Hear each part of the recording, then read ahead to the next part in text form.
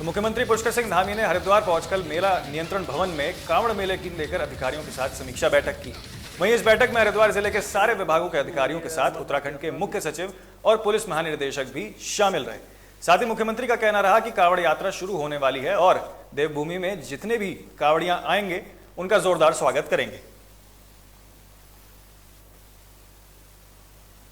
यहाँ पर कर रहे हैं और हम प्रयास करेंगे कि ये यात्रा हमारी भव्य हो, दिव्य हो, सभी कांवड़ यात्री एक अच्छा अनुभव लेकर यहाँ से जाए। सीएम साहब जिस कांवड़ियां आ रहे हैं उनको क्या संदेश देना चाहेंगे जो आए हैं उत्तराखंड में? कांवड़ियों का हम स्वागत करेंगे। माँ गंगा के तट पर देवभूमि उत्तराखंड आगमन पर सभी कांवड़ियों का हम स्वागत करेंगे, अभिनंदन करेंगे कि माँ गंगा के आशीर्वाद से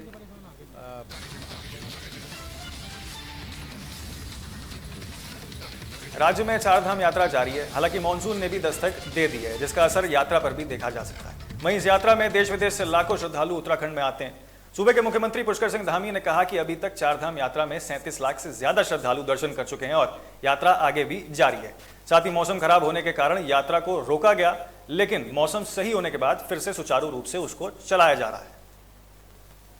चारधाम यात्रा पहले चरण में जो यात्रा हमारी होती है जून के माह तक, उसमें लगभग 37 लाख से ज़्यादा तीर्थयात्री श्रद्धालु अभी तक चारों धामों के दर्शन कर चुके हैं और मौसम को देखकर यात्रा को बीच बीच में रोका भी गया है और भविष्य में मौसम की जो भविष्यवाणी होगी उसके अनुरूप हम यात्रियों को यात्रा के लिए आगे बढ़ाएंगे। उनसे उसी प्रकार से कहेंगे कि भाई यात्रा जब सुरक्षित होगी तो यात्रा आगे चलेगी और मौसम ठीक है तो यात्रा सुचारू रूप से चल रही है।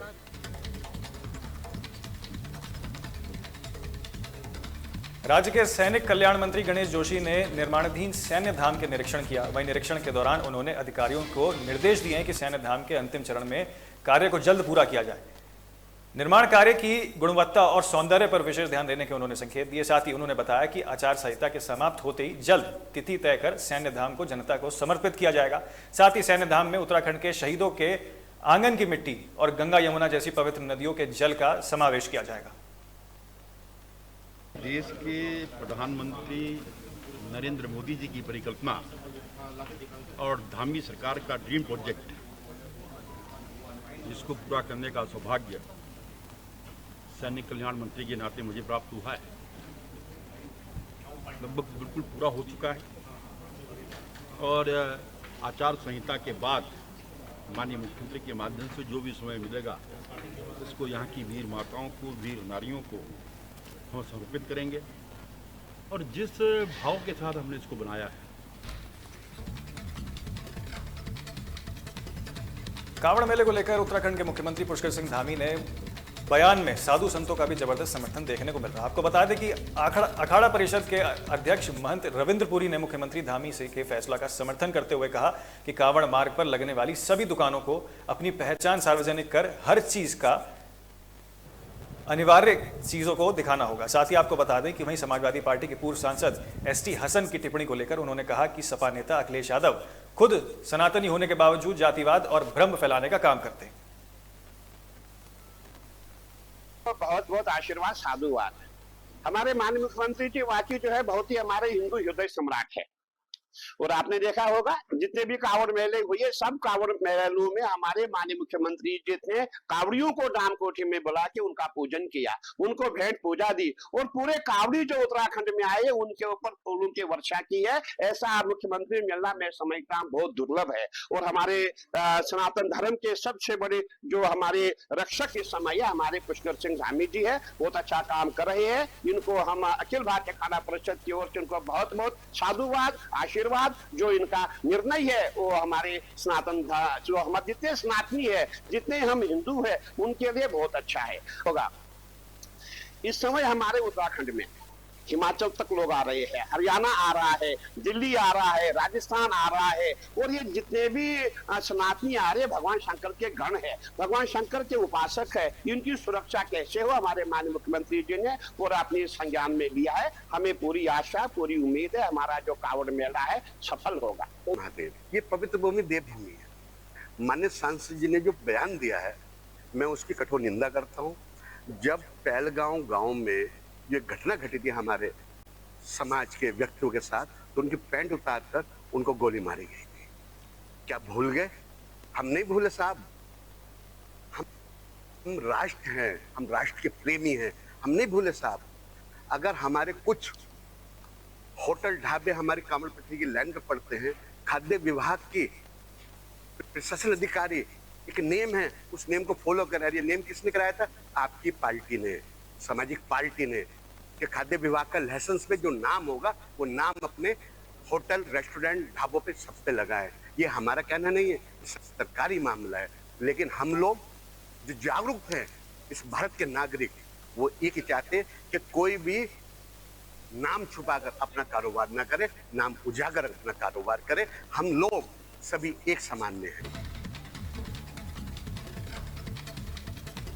मध्य प्रदेश के उज्जैन में आयोजित अंतर्राष्ट्रीय सप्तऋषि अखाड़ा परिषद के संत सम्मान समारोह में उत्तराखंड के जागेश्वर धाम के मुख्य पुजारी हेमंत भट्ट को महामंडलेश्वर की कुर्सी सौंपी गई।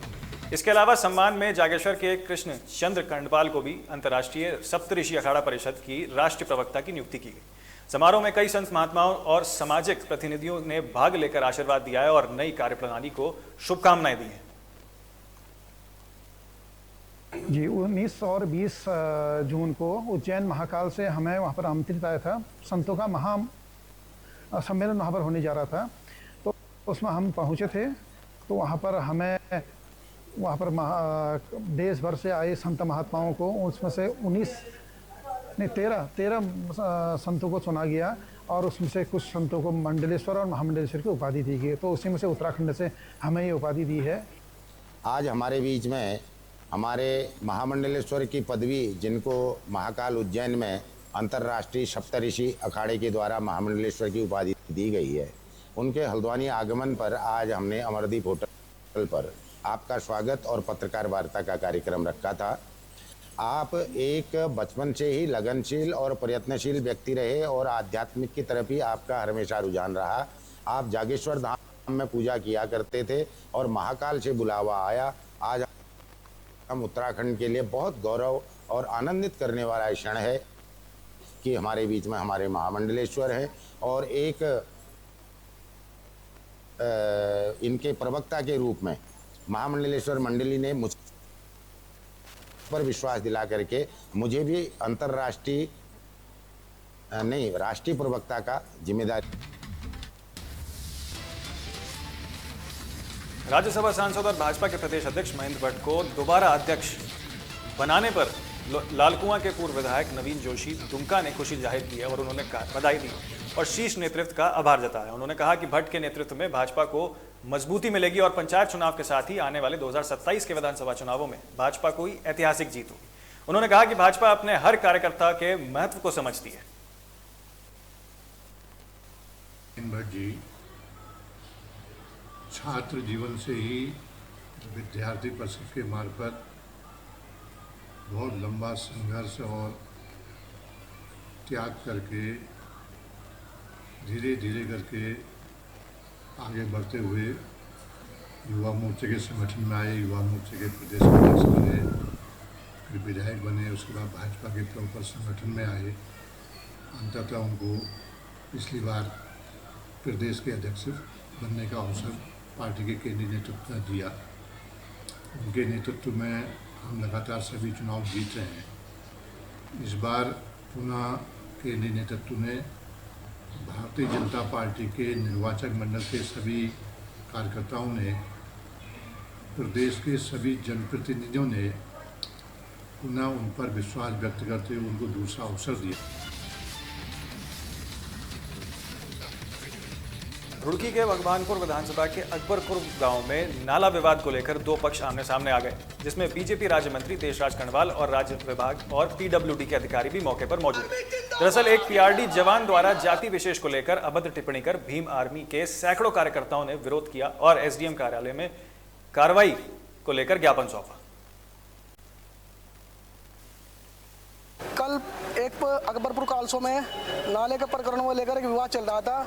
उसी बीच में तहसीलदार साहब के साथ एक होमगार्ड भी थे जिसका नाम सुरेंद्र सिंह शर्मा है और उस सुरेंद्र शर्मा ने हमारी जाति को टारगेट करते हुए 80 समाज को पूरा टारगेट करते हुए माँ बहनों की गाली दी है, और उस वीडियो में पूरा सबूत है, वो दिख भी रहे हैं गाली देते हुए। कि जैसे भी सुमित कटारिया जी ने आपको बताया है कि अकबरपुर कालसो एक मामला था पुलिया को लेकर, जिसमें वहाँ पर तहसीलदार जी भी मौजूद थे और अन्य नेता भी वहाँ मौजूद थे बीजेपी के, और गाँववासी भी मौजूद थे। इसी बीच में एक होमगार्ड है जिनका नाम सुरेंद्र शर्मा है, उन्होंने क्या किया कि सीधा डायरेक्ट टारगेट एससी समाज को किया है, उन्होंने अभद्र टिप्पणी की है। तो मैं सिर्फ ये चीज़ बताना चाहता हूँ भीम आर्मी भारतीय एकता मिशन की तरफ से, और जितने भी हमारे समाज के जितने भी लोग हैं उनका मानना ये सिर्फ इस पर कड़ी से कड़ी कार्रवाई की जाए। मामला ये है 30 तारीख में बारिश हुई थी, तो बारिश में जो है गांव में अकबरपुर कालसो में पानी भरा हुआ था। अब पानी के भरते गांव वालों को समस्या हुई, समस्या में वहाँ पे तहसीलदार साहब भी पहुँचे, तो उसी में एक सुरेंद्र शर्मा नाम का एक होमगार्ड है, ऑनलाइन कैमरा था, अब बोलेगा भगवानपुर में, तो उसी पे जो है अब जैसे पूछते हैं लोग कि क्या हुआ, उसने जो है सब पूरे समाज को अपनी गंदी मानसिकता दर्शाते हुए अभद्र भाषा का प्रयोग किया है। तो उससे जो है पूरे समाज की जो हाथ है बहुत ज़्यादा दिक्कत हुई है पूरे समाज को। इसी विषय में जो है हम लोग थाने में भी गए थे, और यहाँ पे भी हम जो है एक अपनी तहरीर देने के लिए आए हैं एसडीएम साहब के पास। कालसो का वही सभी ने बताया है, हम चाहते हैं इसमें कड़ी से कड़ी कार्रवाई हो। हम पुलिस थाने में भी रिपोर्ट देगा है, अब यहाँ पे एसडीएम साहब मिले नहीं हमको, तहसीलदार को बुलवाया है, उनको हम अपना ज्ञापन देंगे। अब इनकी कार्रवाई क्या है, जो सरकार भी हम देखते हैं धामी की क्या दलितों के हिस्से बताते हैं क्या कदम उठाती है इस मामले में। जो इतनी गंदी मानसिकता वाले लोग वर्दी का भी नाजायज फ़ायदा उठा रहे हैं और चमारों को टारगेट कर रहे हैं, इसमें देखते हैं हम क्या कार्रवाई होती है, नहीं तो फिर हम आंदोलन करेंगे बड़ा। अकबरपुर कालसो का प्रकरण है, वहाँ पर पानी जल भराव बरसात अधिक होने के कारण हो गया था, उसमें तहसीलदार साहब भी गए थे मौके पर, उनके साथ उनके एक होमगार्ड रहते हैं सुरेंद्र शर्मा, वो भी साथ में थे, जो इनके द्वारा इसमें लिखा गया ज्ञापन में, और उनमें उनके द्वारा अभद्र भाषा का प्रयोग किया गया है। उसमें इनको रोष व्याप्त है, उस रोष के कारण यहाँ पर आए हैं। इनका कहना है कि यदि इसमें कोई कार्रवाई नहीं होगी तो हम इसमें धरना प्रदर्शन और आगे इससे बड़ा आंदोलन करेंगे। तो मेरा कहना यह है कि इसमें जांच कराई जाएगी, अगर ऐसा पाया जाए।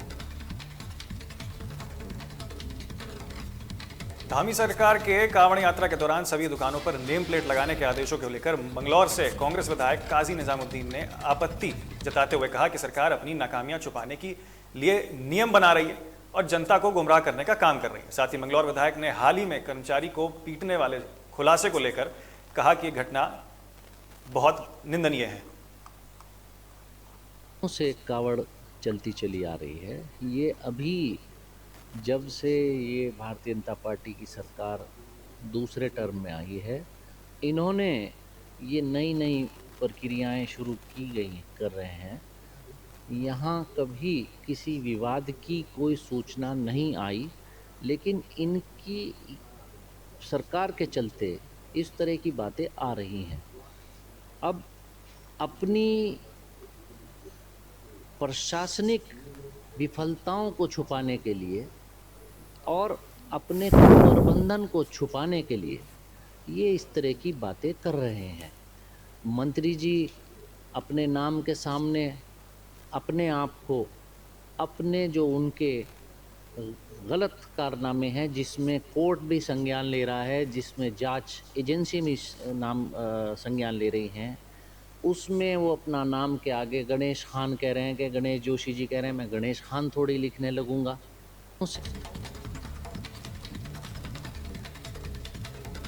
खबर रुड़की से है, जहां एक चिकित्सक ने अधिवक्ता पर 10 लाख रुपए हड़पने और उन्हें 3 महीने जबरन घर में रखने के आरोप लगाए हैं। दरअसल डॉक्टर का आरोप है कि मामले में मुकदमा भी दर्ज करवाने के बाद भी पुलिस ने चार्जशीट दाखिल नहीं की। उन्होंने कहा कि उनके गांव में जमीन को लेकर कुछ विवाद चल रहा था, जिसके चलते वह अधिवक्ता से संपर्क में आए थे। वहीं इस पूरे मामले में एडवोकेट का कहना रहा कि चिकित्सक के द्वारा लगाए गए आरोप बेबुनियाद हैं। मैं गौरी माफी रायवाला में पिछले 15 सालों से रह रहा हूं और वहां पे मैं अपना रिसर्च स्टेशन है, मैं मेडिकल साइंटिस्ट हूं। उससे पहले मैं अपोलो अस्पताल में था। पिछले 15 सालों से मैं रायवाला गौरी माफी में रिसर्च स्टेशन में अपना मेडिकल साइंटिस्ट की तरह रिसर्च कर रहा हूँ। मेरी संजीव वर्मा मुझे बहला फुसला के मेरे से 10 लाख रुपए ठगा और उसके बाद उसने मेरा सामान रख लिया ट्रस्ट डीड का। उसने मुझे पैसे नहीं दिए, मेरे ट्रस्ट डीड का कागज़ नहीं दिया है कुछ सामान उसने दे दिया है मेरे कपड़ों पे, ATM, उसने मेरा मोबाइल भी रख लिया था। तो पुलिस के कहने पे फिर सुपुर्दगी में दी गई है वो चीज़ें।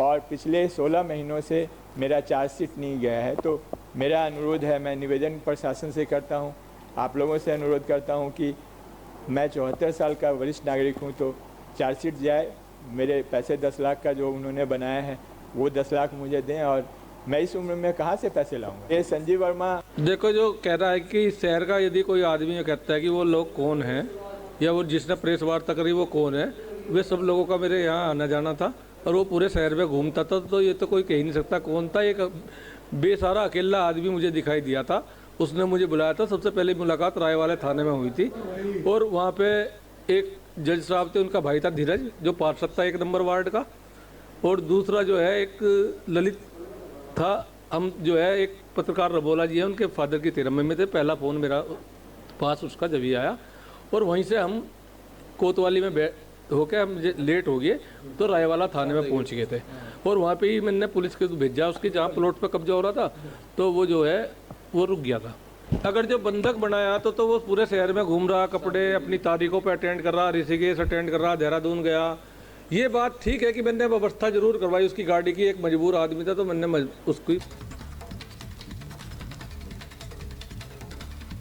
हल्द्वानी में एक लोडेड छोटा हाथी रात के समय सड़क हादसे का शिकार हो गया। दरअसल जानकारी के मुताबिक ड्राइवर वाहन को लेकर जा रहा था कि अचानक रास्ते में गाड़ी के टायर में पंचर होने से वाहन का बैलेंस बिगड़ गया और गाड़ी सड़क पर पलट गई।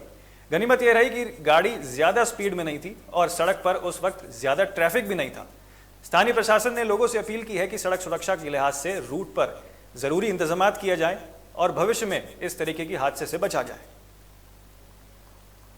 पंचर हो गया था, गाड़ी पलट गई। चोट वोट तो नहीं आई? नहीं आई किसी को। कहाँ के रहने वाले हो? गोला पारा। साथ में कोई था इसमें? हाँ, उनकी चोट नहीं आई? थोड़ा बहुत आई थी, उन्हें भेज दिया। कहाँ है वो? भेज दिया उन्हें।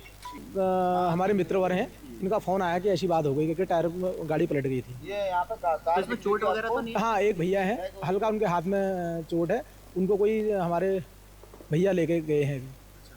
तो हुआ क्या था, घटनाक्रम क्या हुआ था? अब कैसे पलट गई? मैं उसमें मैं था ही नहीं, अभी भैया का फोन आया कि मुझे चोट आ गई, तब मैं भाग के आया। क्या नाम है आपका? विनोद सिंह। फिलहाल के लिए खबर उत्तराखंड में इतना ही। बाकी तमाम खबरों के लिए आप देखते रहिए तहलका डिजिटल। नमस्कार।